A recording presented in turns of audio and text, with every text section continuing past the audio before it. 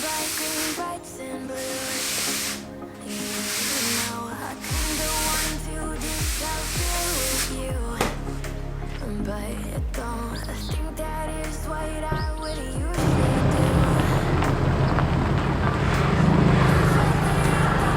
He pressed his lips up against mine.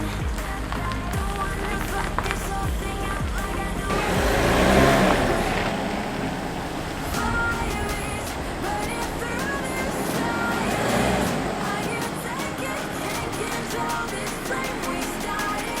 You know I'm finding my highest.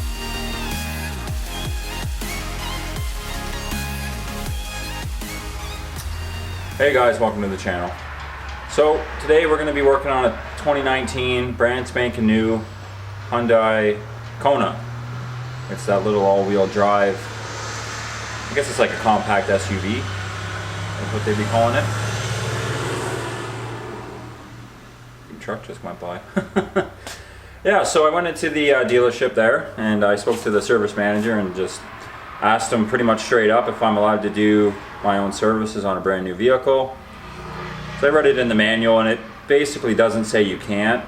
They use a lot of words like should and stuff like that, so I want to more or less get to the bottom of it. You know, I just asked him and he said, yeah, absolutely you can. You gotta use the big thing is the oil filter, which is 10 bucks. I bought 3 of them kind of in bulk.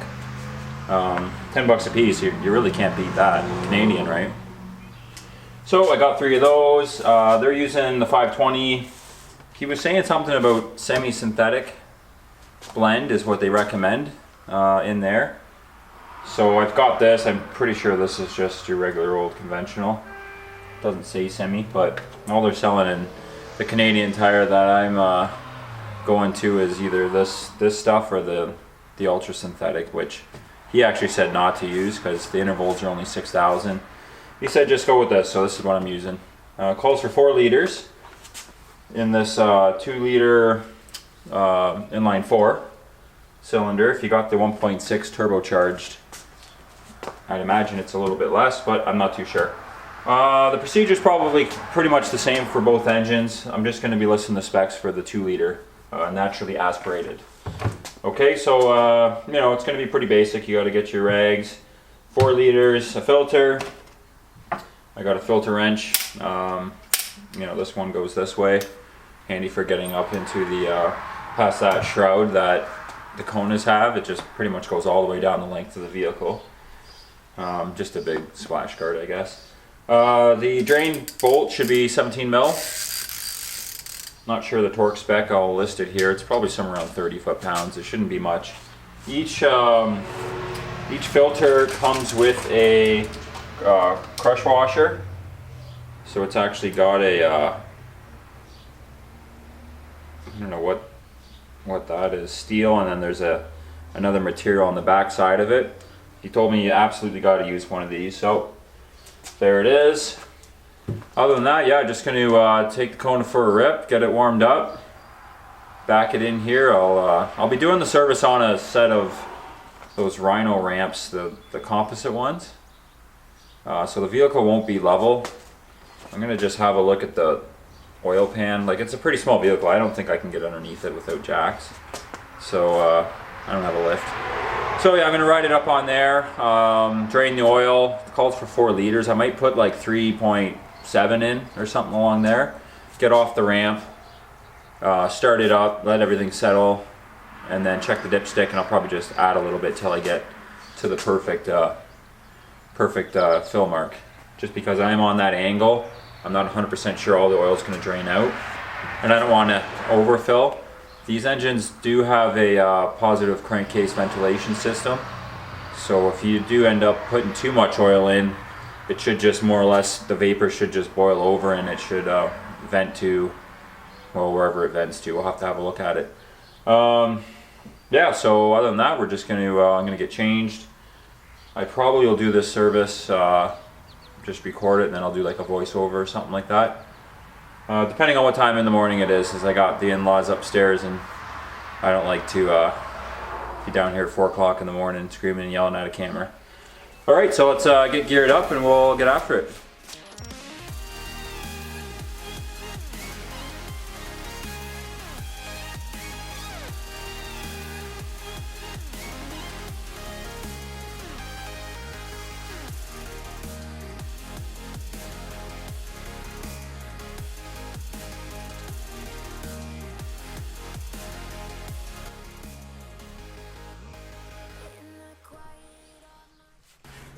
Alright, so first thing I do is just take that oil filter coupling wrench, I guess you would call it. It's got little teeth on it, and I just loosen the oil filter off a little bit so I know that I can get it off. Then I come over here to the oil drain plug and get it off as well, which it's extremely tight.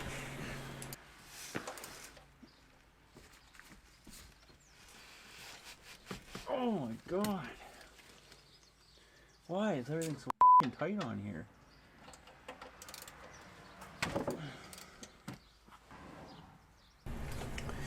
Yeah, so with the 17mm ratchet there, you work the drain bolt out, and your oil doesn't come out on a crazy angle, just a little bit further back, I would say, from the hole should be good. Another thing too I didn't mention earlier is I always just take the fill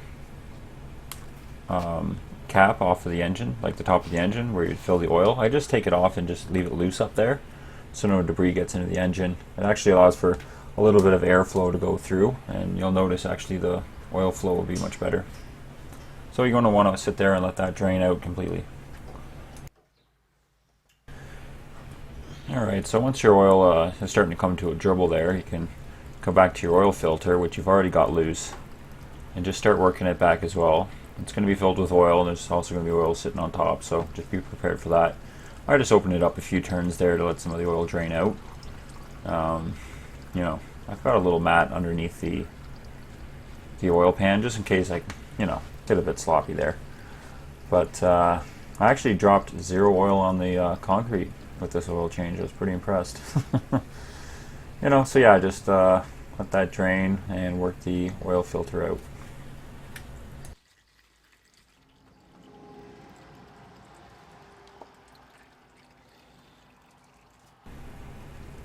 Well, it looks like I might have had one little dribble right there. I don't think it actually made it on the concrete. Alright, so I got my new filter ready to go. And you just want to take a little bit of oil and put it on the new filter, just on the black part there, the grommet. I always just tighten all my filters up by hand. I pretty much go as tight as I can by hand.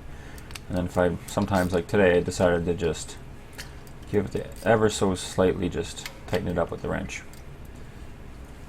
Then we move on over to the torque wrench here. So I don't know if you guys ever used one of these, but there's basically a lock nut on the very bottom there. You open that all the way up, and that lets you adjust the pounds.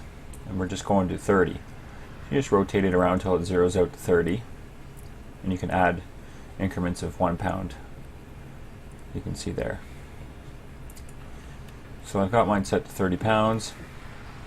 I just took a little pair of needle nose there and stuck it in. You want to make sure that the lock nut's pretty tight so that you don't accidentally slip and change your setting. I'm just cleaning up the drain bolt here, getting it ready to be torqued down. You don't have to use a torque wrench. I mean, let's be honest, 95% of mechanics just do these off by hand, right? Like I said, it only calls for 30 pounds. It looks like the factory made it put like 80 on. Well, you saw me trying to struggle getting it off, but if you put the proper torque specs on things, that's what they're designed for, right? So, you got your new crush washer on your drain bolt, and you just tighten it to here, a little bit of a click there. Right there. That's it. Just doing a bit of a cleanup. Carefully pull the drain pan out of there. Don't forget it. Unfortunately, I lost my really big funnel. It's nice having these 5-liter jugs, but you got to commit. You know what I mean? Like that. You can't be trying to, pour it out slow. Thankfully, I didn't make that big of a mess. Didn't get on no belts or nothing like that. So yeah, I'm just basically, there you go. Just toss her in there. You're looking for 4 liters. Like I was saying earlier, because I'm up on a jack there, I'm just going to put 3.5 liters in, and then I'm going to add a little bit of oil once I start the motor and let it settle out. This little funnel is actually kind of handy. It's got a little lock nut on the bottom, so you can actually lock it off. So you can fill it up to whatever you need, say a liter. Lock it off and just make sure you get the proper pour each time. It's pretty handy.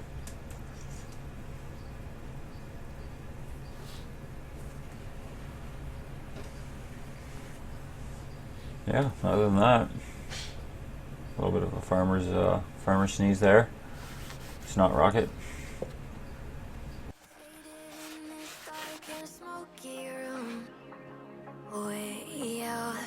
Reflecting bright green, brights and blues. You know I kinda want to disappear with you, but I don't think that is what I would usually do. You know it's just like I felt the heat the moment he pressed his lips up against mine. Don't wanna fuck this whole thing up like I do every time.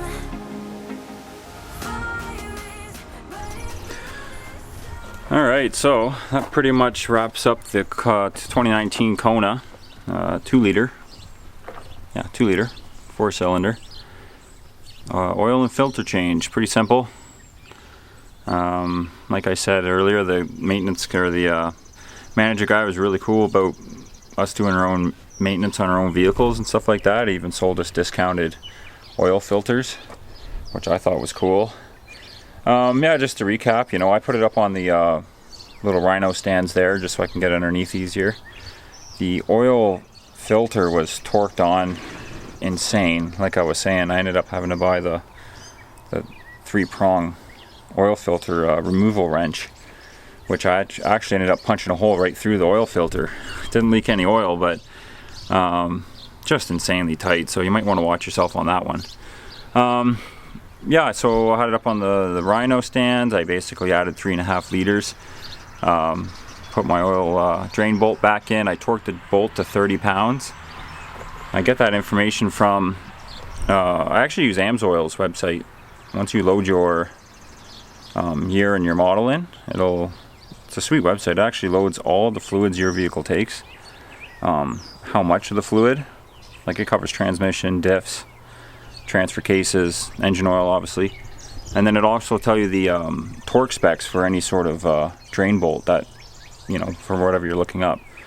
So I got that from there. I think it said 25 to 33 pounds, so I put it to 30 pounds, torqued it on there. Put the crush washer back on. You're supposed to change that every time you change the oil. I don't know if that's necessary, but I got 3 of them, so I'll be putting them on. Yeah, so basically, you know, just did the service there. I tightened the oil filter on by hand. I don't use any fancy wrench. I just give her as tight as I can with 2 hands kind of thing, and I've never had an issue. I've never had any leaks. And then when it comes time for the next service, I can almost always get it off by hand as well. Or sometimes I just need the smallest little bit of help from a filter wrench. And yeah, so, you know, had a bit of a spill there in the engine bay. So after I washed the vehicle there, I degreased the engine. Got it all cleaned up. Yeah, so started it up there. When I pulled it out, let it level off, I ended up adding another almost 500 milliliters. That got me right between the empty and the full. So yeah, we're good for another 6,000 kilometers. Anyhow, if that video helped you guys at all, consider subscribing. This is supposed to be labeled as a Canadian homesteading channel. And my wife and I started, so you know, we do our own maintenance and stuff like that around. We got lots of toys that require attention. You know, got the Cub Cadet there. It's got some compression issues. Bike there, I just fixed that up last week. So, you know, we're always tinkering with lots of stuff here. There's lots to learn on this channel. So, you know, if the video helped you, hit like and consider subscribing. We're putting videos out every week, pretty much. You know, just living out here on the property, 10-acre property, and pecking away for the next 20 years. Alright, thanks guys. Have a good one.